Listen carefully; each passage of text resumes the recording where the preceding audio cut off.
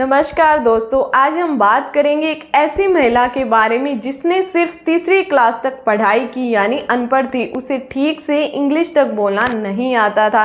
किसी अनजान देश से आकर उस देश में अपना बिजनेस करती है, अकेले अपने दम पर, बिना किसी फैमिली सपोर्ट के, बिना किसी पैसे के सपोर्ट के, बिना किसी क्वालिफिकेशन के, जहां इंग्लिश बोलना बेहद ही ज़रूरी था। यानी अमेरिका में अपना फर्नीचर का बिजनेस स्टार्ट करती है एंड उसकी बिजनेस स्ट्रेटेजी इतनी कमाल की थी कि वॉरेन बफेट जैसे दिग्गज निवेशक, सबसे अमीर व्यक्ति खुद चलकर उनके फर्नीचर स्टोर पर जाते हैं, खुद अपने हाथों से एग्रीमेंट बनाते हैं एंड उनके साथ अपना पार्टनरशिप करते हैं, उनके बिजनेस को खरीदते हैं।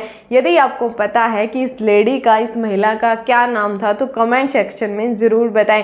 वीडियो को लाइक, शेयर और चैनल को सब्सक्राइब करना न भूलें। तो आज हम बात करेंगे रोज ब्लमकिन के बारे में। रोज ब्लमकिन का जन्म 1893 में रूस के एक गरीब यहूदी परिवार में हुआ। उन्होंने सिर्फ तीसरी क्लास तक अपनी पढ़ाई को पूरा किया।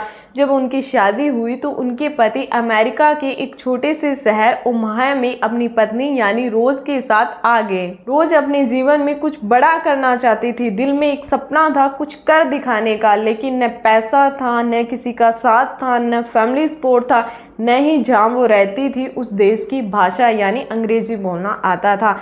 रोज ने अपनी जो शुरुआत है वो छोटे मोटे कबाड़ की चीज़ें बेचने से की, यानी सेकंड हैंड आइटम जैसे कपड़े, फर्नीचर या कोई ऐसा आइटम बेचने से शुरुआत की। रोज़ उन सारी चीज़ों को इकट्ठा करती एंड उन्हें थोड़ा रिपेयर करके सेल करती। जितने भी वहाँ से उसकी अर्निंग होती उस पैसे को वो बचत करती। सन 1937 में रोज खुद अपने दम पर, यानी जो वो पुरानी चीज़ें बेचने का छोटा मोटा काम करती थी, उस काम से होने वाली आय का कुछ हिस्सा बचाती थी। उन्होंने सिर्फ अपने $2500 की बचत से खुद का फर्नीचर स्टोर खोला। जो उनका फर्नीचर स्टोर था वो छोटा मोटा एक बेसमेंट फर्नीचर स्टोर था, जहां पर साधारण सा फर्नीचर का सामान मिलता था। लेकिन रोज हफ्ते के 7 दिन काम करती, कोई रेस्ट नहीं, कोई थकान नहीं। लेकिन उनकी ये खास बात थी कि वो अपने कस्टमर को भगवान मानती थी।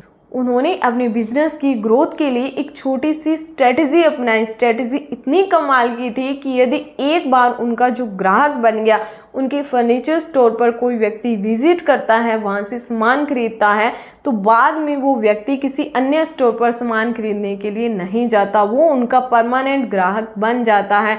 स्ट्रेटजी क्या थी ये वीडियो के लास्ट में हम डिस्कशन करेंगे, सो वीडियो के अंत तक बने रहे। तो रोज़ का जो सफ़र था, उसका रास्ता था, उसमें बहुत सारी अड़चने आई, उन्हें दिक्कत आती थी। पहला उन्हें भाषा यानी लैंग्वेज की दिक्कत आती थी, क्योंकि अमेरिका में इंग्लिश बोलना मैंडेटरी था। सारे कस्टमर इंग्लिश में बात करते थे, लेकिन रोज को इंग्लिश बोलना नहीं आता था। दूसरा, अमेरिका में मेल डोमिनेट बिजनेस वर्ल्ड में उन्हें तवज्जो नहीं दिया गया। तीसरा, जैसे जैसे उनकी उम्र बढ़ रही थी उनकी फिजिकल स्ट्रेंथ कमज़ोर पड़ रही थी, लेकिन उन्होंने अपनी अंदरूनी जो ताकत थी, अंदरूनी जो पोटेंशियल था, अपना जज्बा था, उसे कायम रखा, उसे जगाए रखा।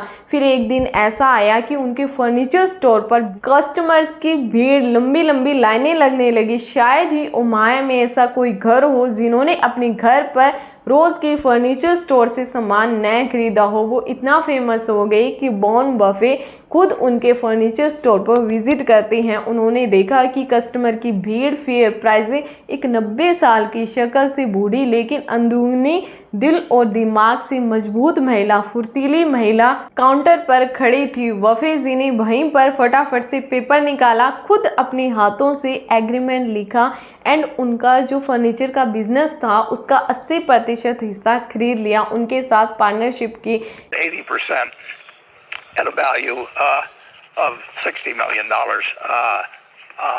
a 100% basis.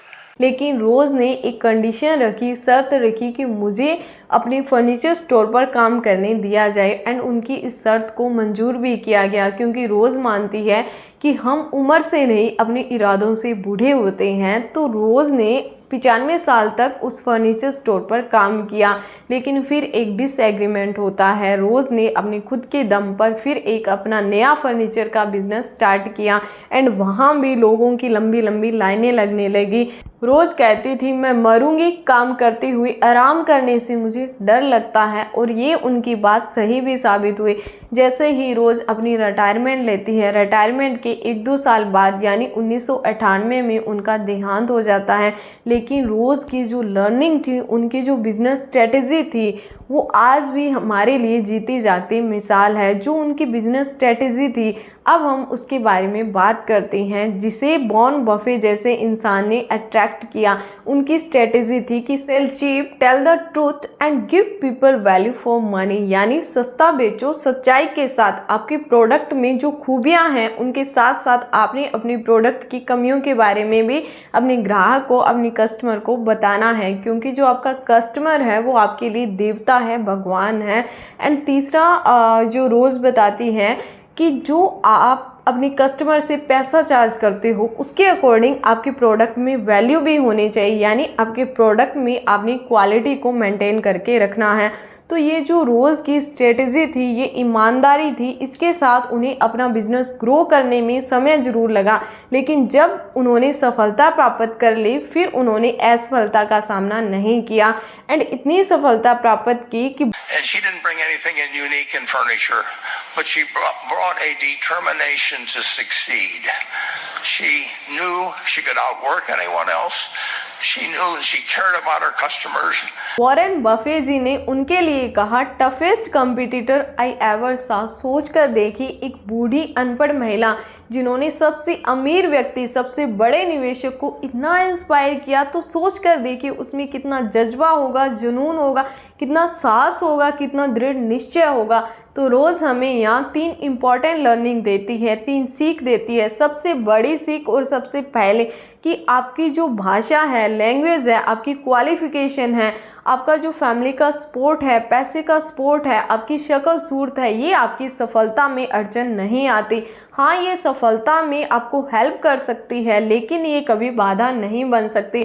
तो यदि आप सफलता के रास्ते पर चलते हो तो आपकी जो क्वालिफिकेशन है, लैंग्वेज है, शक्ल सूरत है, पैसे का, फैमिली से सपोर्ट मिले या न मिले, आप सफल व्यक्ति बन सकते हो। ये आपने दिल दिमाग में बात बैठानी है एंड अपना एक दृढ़ निश्चय करके उस रास्ते पर चलना है। दूसरी बात कि जो भी आप अपनी सर्विस देते हो, यानी किसी के जीवन में जो वैल्यू ऐड करते हो, उसमें आपने फेयर रहना है, ईमानदारी को बनाए रखना है। जो भी आप प्रोडक्ट बनाते हो उसमें क्वालिटी होनी चाहिए।